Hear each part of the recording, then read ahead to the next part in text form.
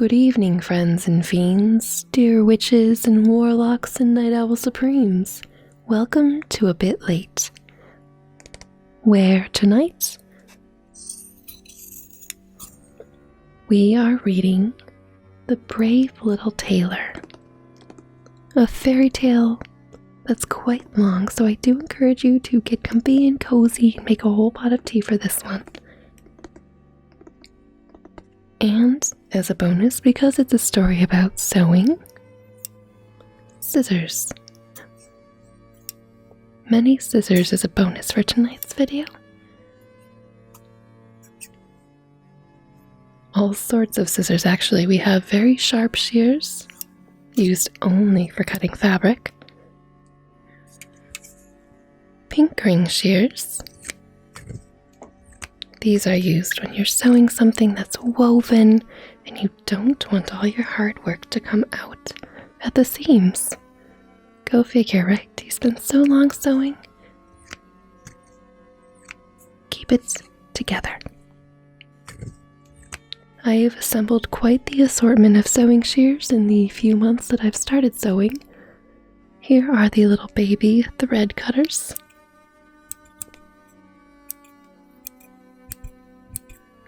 Only used for snipping threads or anything really close to the fabric. They have a little bit of a curved bill, perfect for getting into small places. And then, of course, the handy dandy utilitarian paper scissors that everyone has. These are the oldest ones I own. I would say they're about 15 years old and they don't work on fabric anymore, but they're perfect for patterning. You can cut your transparent paper and get everything just right. Then, of course, these. I'm not sure how useful they are to a tailor, but they came in an emergency sewing kit and they are falling apart. They are in a state of emergency themselves, a little hinge barely holding them together. But no tailor's toolkit is, of course, complete without the seam ripper, because it's only a mistake if you don't learn from it, right?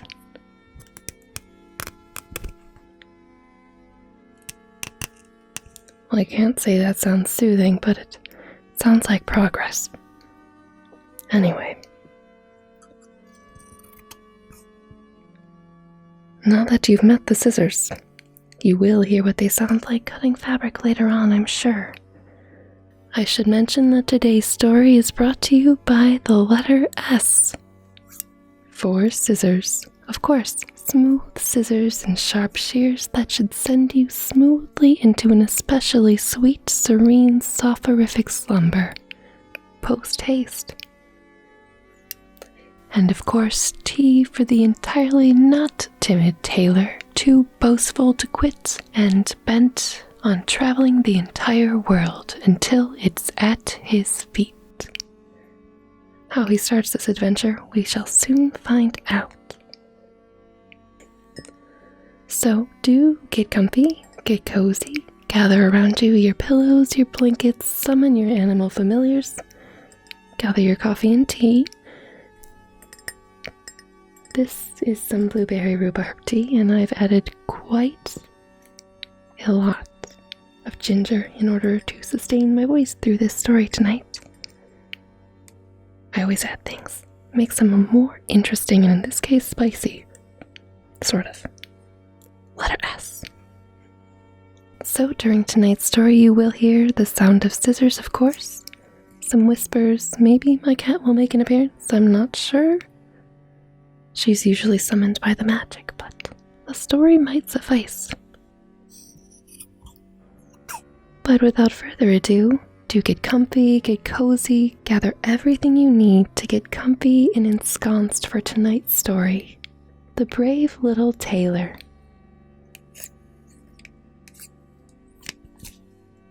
One summer's day, a little tailor sat at his table by the window in the best of spirits, and sewed for dear life.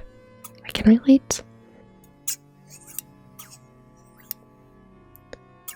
As he was sitting thus, a peasant woman came down the street, calling out, "Good jam to sell! Good jam to sell!"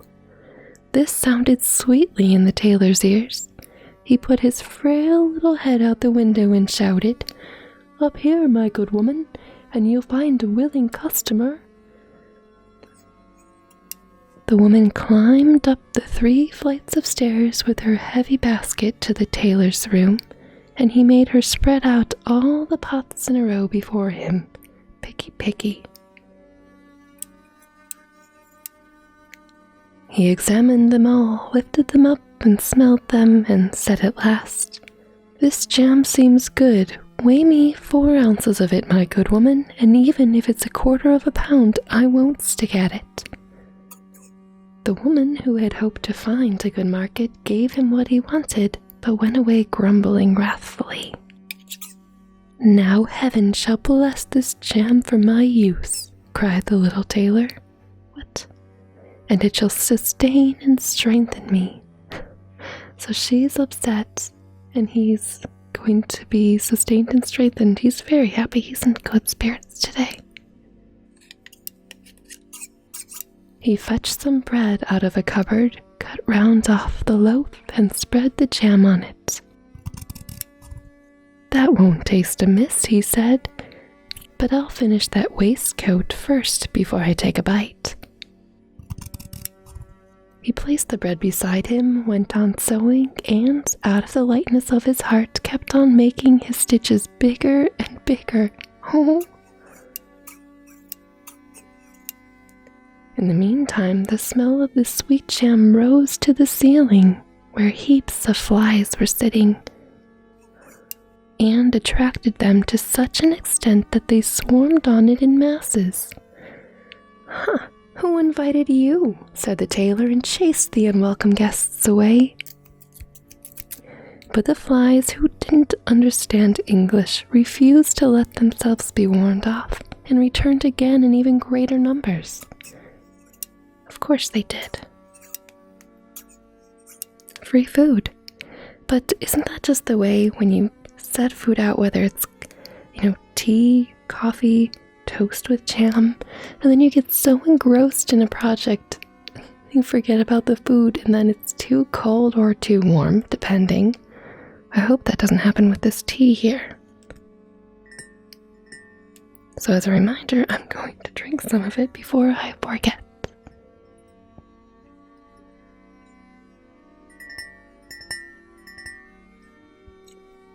Refreshing. At last the little tailor, losing all patience, reached out of his chimney corner for a duster, and exclaiming, Wait, and I'll give it to you," he beat them mercilessly with it.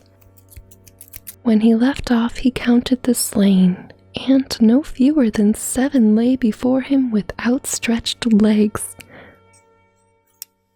"Brutal little tailor! What a desperate fellow I am," said he, and was filled with admiration at his own courage. He is quite brave. The whole town must know about this. Oh no. And in great haste the little tailor cut out a girdle, hemmed it, and embroidered on it in big letters, 7 at the blow. "What did I say? The town? No, the whole world shall hear of it," said he. And his heart beat for joy as the lamb wags his tail. Poor guy, he's getting into so many things bigger than him. We'll see how this story twists and turns.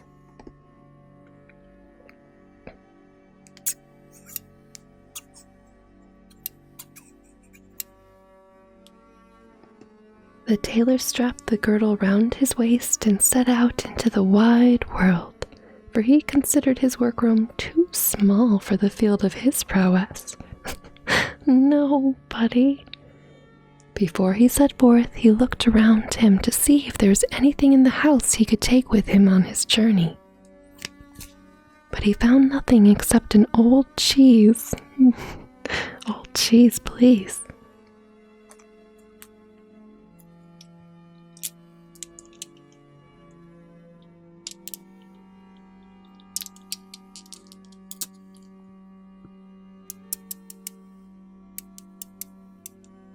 which he took possession of. In front of the house he observed that a bird had been caught in some bushes, and this he put into his wallet beside the cheese. How do you put a bird in your wallet?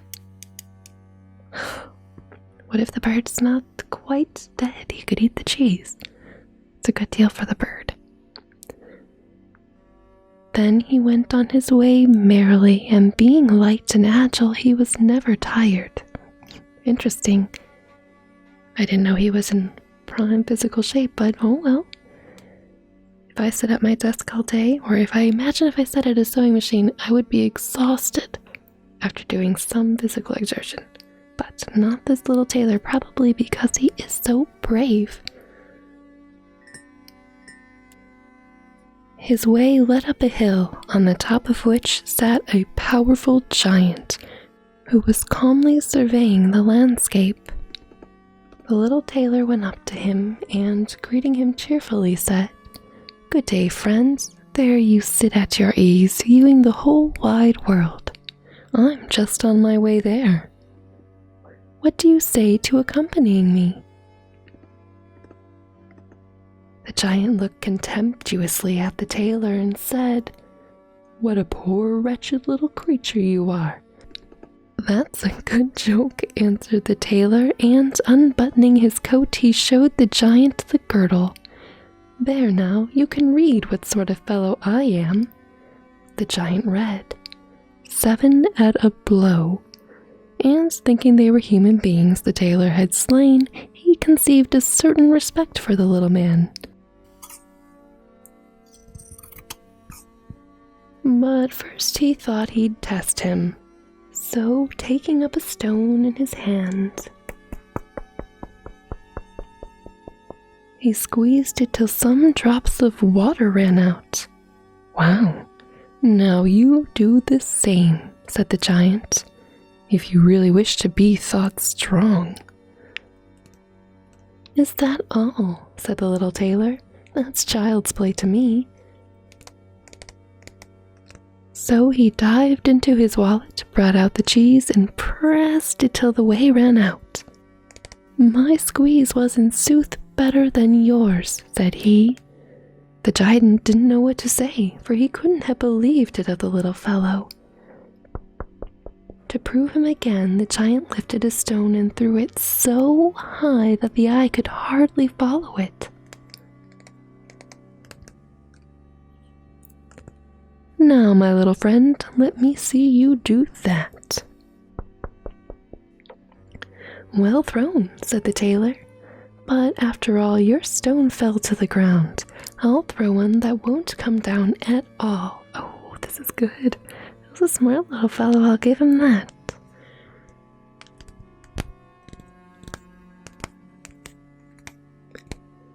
To prove him again, he dived into his wallet again, and grasping the bird in his hand, he threw it into the air. The bird, enchanted to be free, soared up into the sky and flew away, never to return. "Well, what do you think of that little piece of business, friend?" asked the tailor. "You can certainly throw," said the giant. "But now let's see if you can carry a proper weight." With these words, he led the tailor to a huge oak tree which had been felled to the ground and said, "If you are strong enough, help me carry this tree out of the wood." "Most certainly," said the tailor. "Just you take the trunk on your shoulder. I'll bear up the top and branches," which is certainly the heaviest part. The giant laid the trunk on his shoulder, but the tailor sat at his ease among the branches. Of course.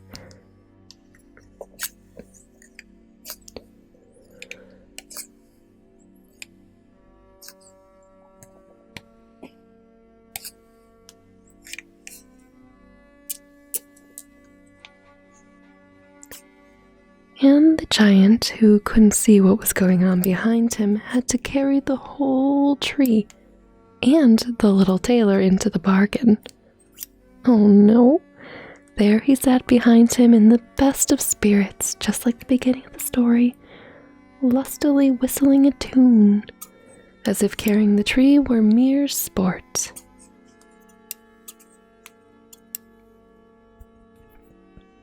The giant, after dragging the heavy weight for some time, could get on no further and shouted out, "Hi, I must let the tree fall."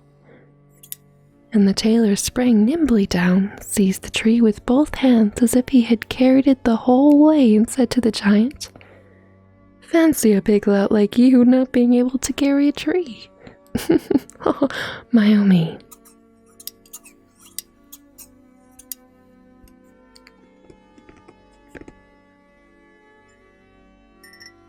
They continued to go on their way together, and as they passed by a cherry tree, the giant grasped the top of it, where the ripest fruit hung, gave the branches into the tailor's hand, and bade him eat. But the tailor was far too weak to hold the tree down, and when the giant let go, the tree swung back into the air, bearing the little tailor with it. When he had fallen to the ground again without hurting himself, the giant said, "What? Do you mean to tell me you haven't the strength to hold down a feeble twig?" "It wasn't strength that was wanting," replied the tailor. "Do you think that would have been anything for a man who has killed 7 at a blow? I jumped over the tree because the huntsmen are shooting among us near the branches."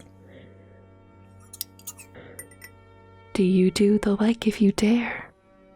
The giant made an attempt but couldn't get over the tree, and stuck fast in the branches, so that here too the little tailor had the better of him.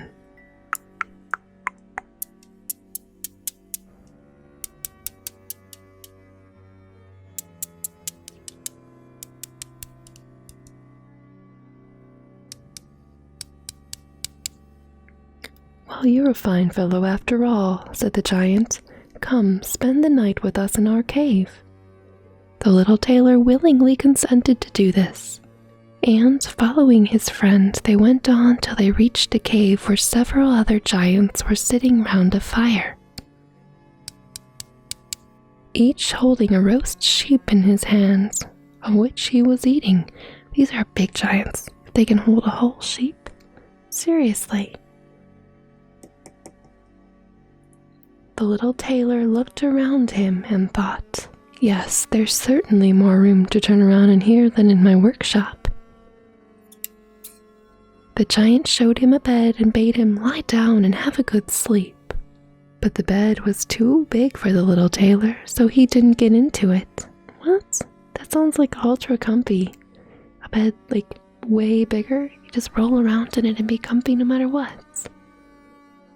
But he crept away into the corner. At midnight, when the giant thought the little tailor was fast asleep, he rose up and, taking his big iron walking stick, he broke the bed in two with a blow, and thought he had made an end to the little grasshopper. No, he didn't, though, I'm sure. Oh, we know he didn't. There's still more to the story. At early dawn, the giants went off to the wood and quite forgot about the little tailor, till all of a sudden they met him trudging along in the most cheerful manner.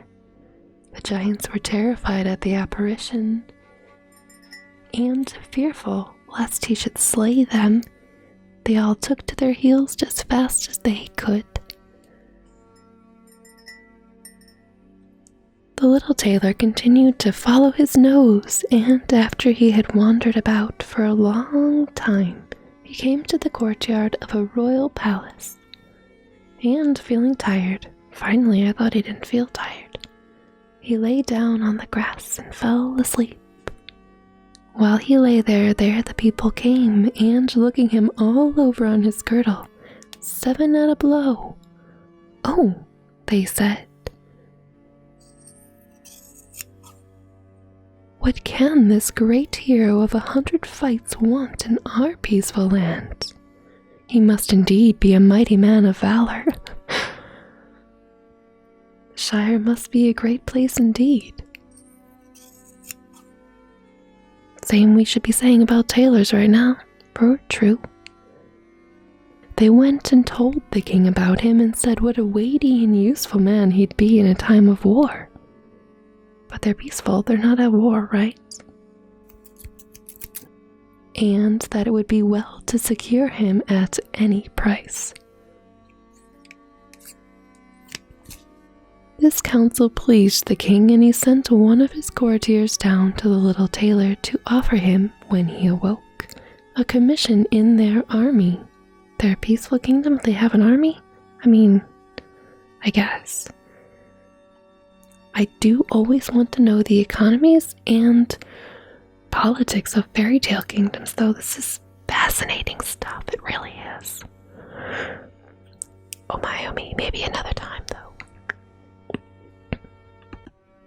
The messenger remained standing by the sleeper and waited till he stretched his limbs and opened his eyes when he tendered his proposal. "That's the very thing I came here for," he answered. "I am quite ready to enter the king's service." So he was received with all honor and given a special house of his own to live in. All the more room to sew, my friends. But the other officers resented the success of the little tailor and wished him 1,000 miles away. It's very far.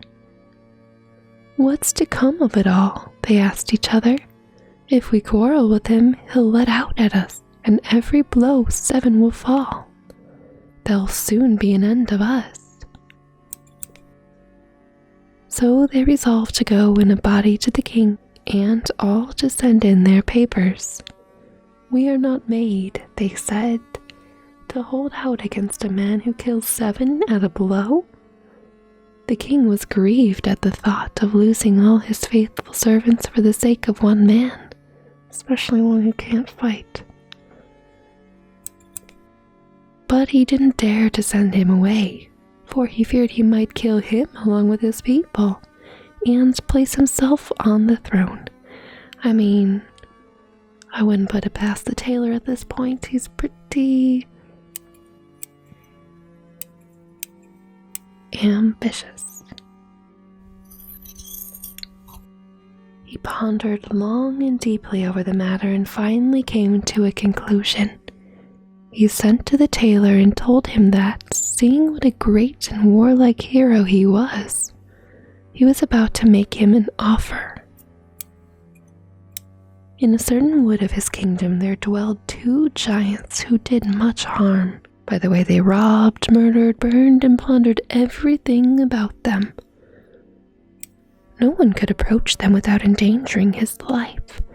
But if he could overcome and kill those 2 giants, he should have his only daughter for a wife, and have his kingdom into the bargain.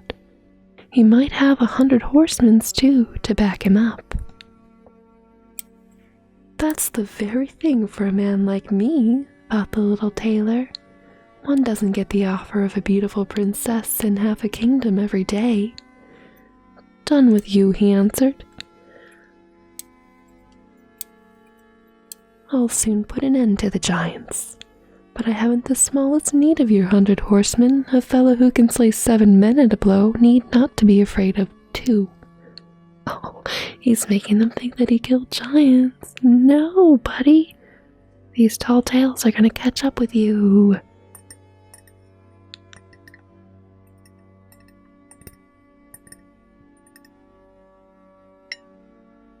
The little tailor sent out, and the 100 horsemen followed him. When he came to the outskirts of the wood, he said to his followers, "You wait here. I'll manage the giants by myself. I wonder what tricks this tailor has up his sneaky sleeves." Anyway, he went into the wood, casting his sharp little eyes right and left about him. After a while, he spied the 2 giants lying asleep under a tree. No, they're sleeping, and snoring till the very boughs bent with the breeze. The little tailor lost no time in filling his wallet with stones.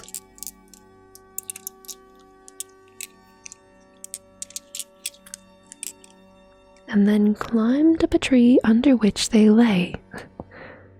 When he got to about the middle of it, he slipped along a branch till he sat just above the sleepers, when he threw down one stone after another.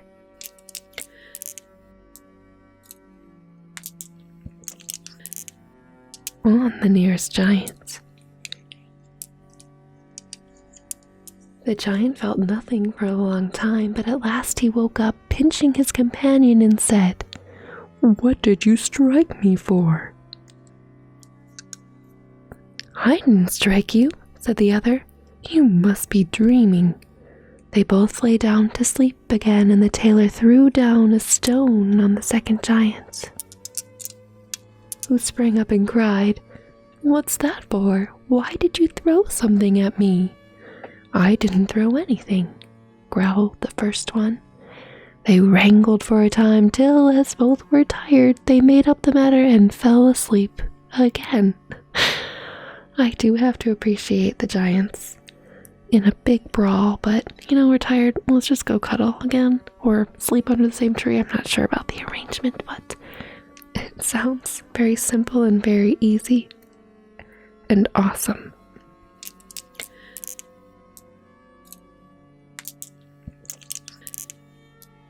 The tailor began again his game once more and flung the largest stone he could find in his wallet with all his force, and hit the giant on the chest. "This is too much of a good thing," he yelled, and springing up like a madman, he knocked his companion against the tree till it trembled. He gave, however, as good as he got, and they became so enraged that they tore up the trees and beat each other with them. No! Till they both fell dead at once on the ground. No. Then the little tailor jumped down. "It's a mercy," he said, "that they didn't root up the tree on which I was perched, or I should have had to jump like a squirrel to another, which, nimble though I am, would have been no easy job." He drew his sword and gave each of the giants a very fine thrust, or two on the breast. Buddy.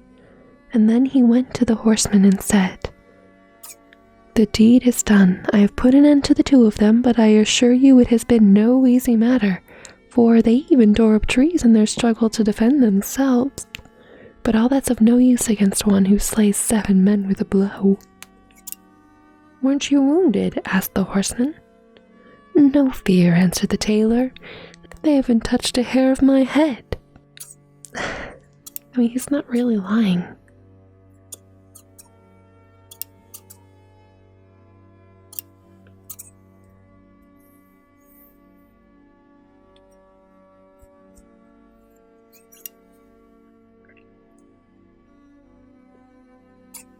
But the horsemen wouldn't believe him till they rode into the wood and found the giants weltering in their blood, and the trees lying around torn up by the roots.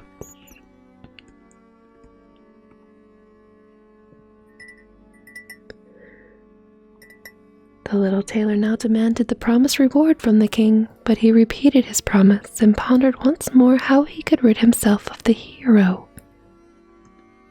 "Before you obtain the hand of my daughter and half my kingdom," he said to him, "you must do another deed of valor. A unicorn is running about loose in the wood, and doing much mischief. You must first catch it." "That sounds awesome. I'm even less afraid of one unicorn than 2 giants. 7 at a blow, that's my motto." This tailor is getting absurd. He took a piece of cord and an axe with him, went out to the wood, and again told the men who had been sent with him to remain outside. He hadn't to search long, for the unicorn soon passed by, and on perceiving the tailor, dashed straight at him as though it were going to spike him on the spot. "Gently, gently," said he. "Not so fast, my friend." And standing still, he waited till the beast was quite near, when he sprang lightly behind a tree. The unicorn ran with all its force against the tree and rammed its horn so firmly into the trunk that it had no strength left to pull it out again. Buddy. And was thus successfully captured. "Now I've caught my bird," said the tailor, and he came out from behind the tree and placed the gourd round its neck, then struck the horn out of the tree with his axe.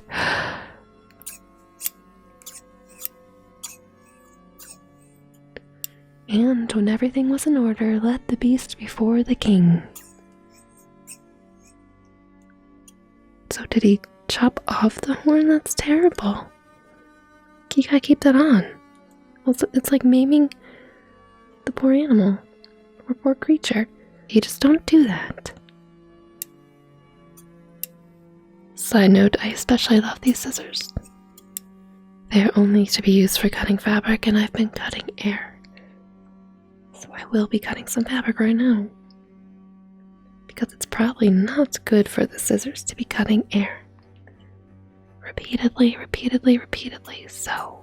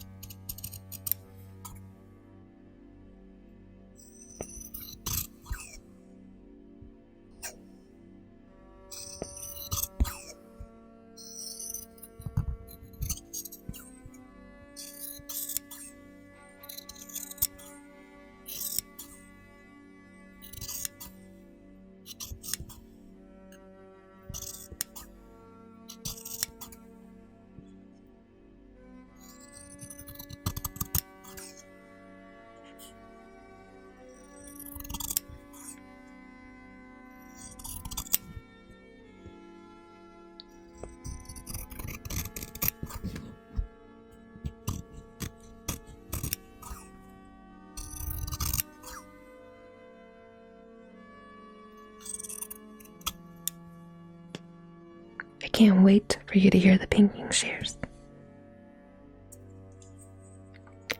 And this is what they sound like on scraps of linen, which is perfect for their purposes. Crisp.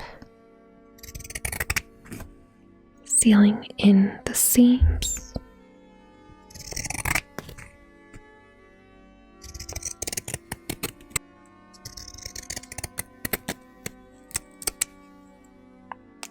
Perfect. Pinking shears. I feel like I've done more sewing and tailoring than the tailor on his tall tale adventure. So, he has captured a unicorn and hopefully didn't damage the unicorn, because that's terrible and mean. Terrible tailor. What? Anyway, he's back at the king. Still, the king didn't want to give him the promised reward and made a third demand. The tailor was to catch a wild boar for him that did a great deal of harm in the wood. My oh my, I think I'm seeing a trend here with all the things doing harm in the wood. Are they making up this harm? Why not send him out at one time to get all the things done? Fairytale. She really doesn't want to get married, so sets these impossible tasks to the poor have-nots. And definitely give that one a listen, because it's actually really good. Or interesting, in a way, anyway. And he might have the huntsman to help him. Willingly, said the tailor. That's mere child's play. But he didn't take the huntsman into the wood with him. Oh no, of course not. Why would he? And they were well enough pleased to remain behind, for the wild boar had often received them in a manner which did not make them desire its further acquaintance. I love it. I would rather not be further acquainted with the boar. No sir, not on any score. As soon as the boar perceived the tailor, it ran at him with foaming mouth and gleaming teeth, and tried to knock him down. But our alert little friend ran into a chapel that stood near and got out of the window again with a jump. Why wouldn't you just stay in the church? Anyway, the boar pursued him into the church, but the tailor skipped round to the door and closed it securely behind. Oh, I see. So the raging beast was caught. For it was far too heavy and unwieldy to spring out the window.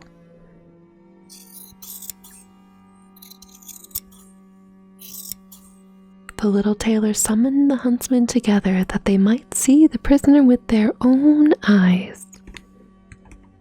The hero betook himself to the king, who was obliged now, whether he liked it or not, to keep his promise, and to hand him over his daughter and half his kingdom.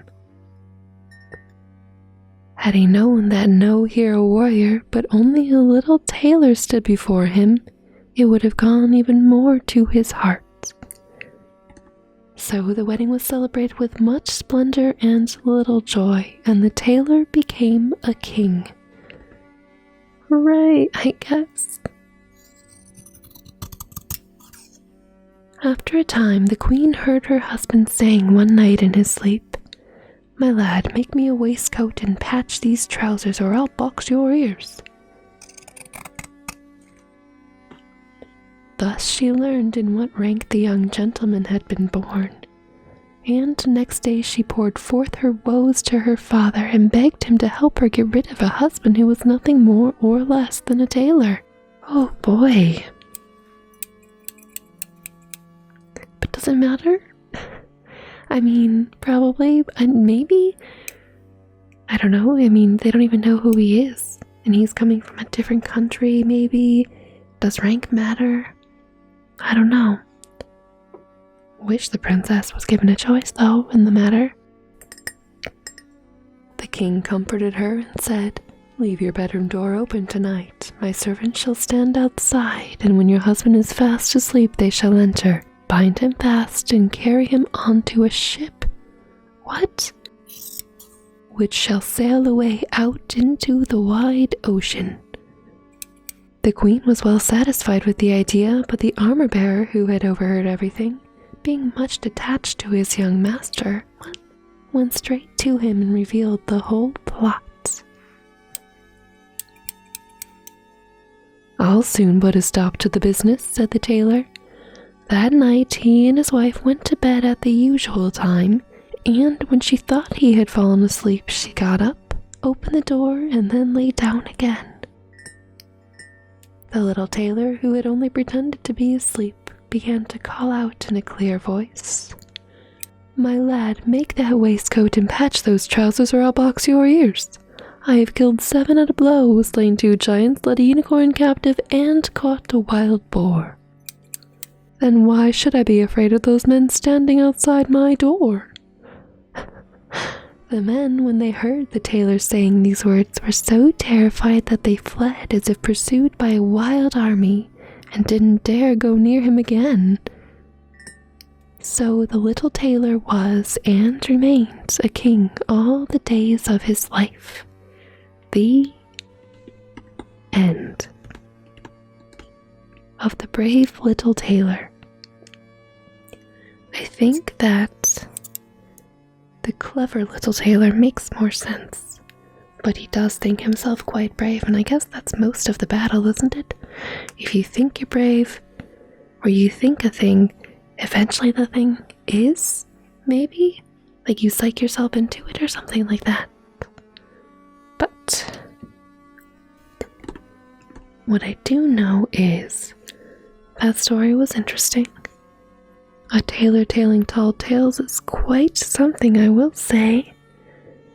And I do have a few more tools here in my tailor's toolkit, such as a pincushion,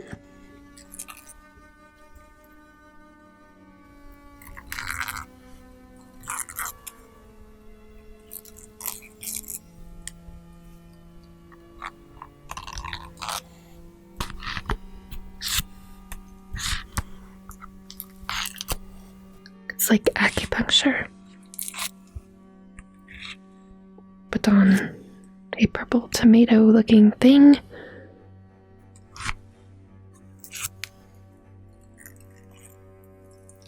that also looks like a porcupine now. It's quite pretty.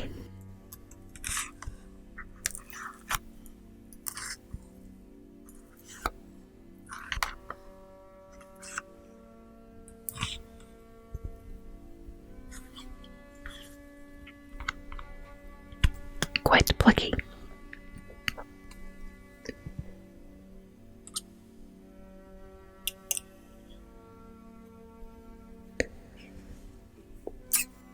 And of course, more fabric scraps to scrap further.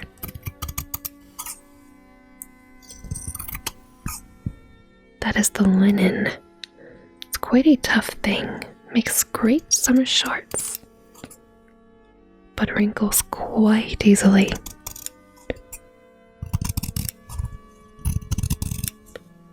A little too easily. It needs to be pressed or steamed. Good thing. Ooh, that was a bit loud. Good thing the edges are pinked, so I won't have to worry about it falling apart in the wash.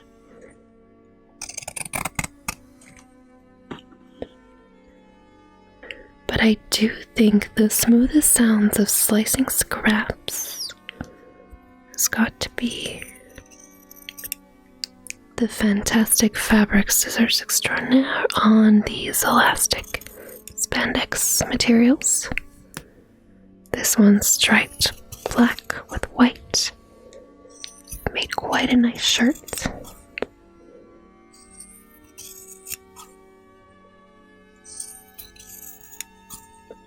Little turtleneck with short sleeves, so still summery and cool, although not because it's black. Black keeps the warmth in. But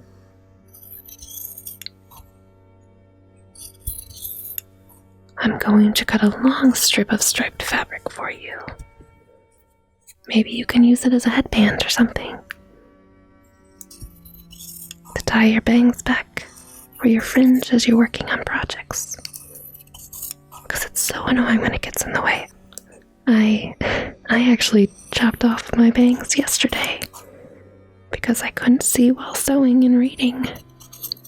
They were just getting in the way.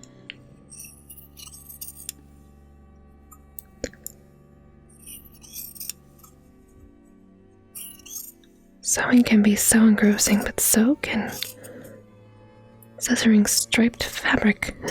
I'm forgetting about my tea, just like the tailor and the flies, which is what started this whole mess to begin with. Falling into the tailor trap here.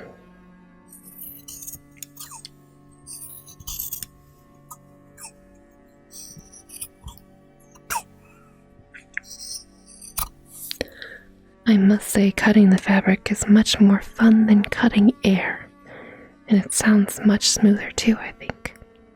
But that is the end of this story. It's certainly not the end of my scrap fabric. I have stores of that for days and days, well, nights and nights, evenings and evenings, stories and stories. Maybe you'll bring it out again. But do let me know what you think in the comments below. This is still a new format for me, so please pardon my fairy dust. It's a new setup, new things to think about. But do let me know what you think, and if there's any stories that you would like to hear, or any sounds that you hold dear. I probably should have come up with more puns through this whole thing, but for now, if you're sleeping, awesome, sweet dreams. If you're still awake, there's plenty of other stories and spells, ghost stories on this channel to enjoy, so stick around, love to have you. But now off to sleep and dream what you will, or stay a while and enjoy another tale. Whichever you choose, I'll speak to you again, and until then, stay sharp, my friend. Good night.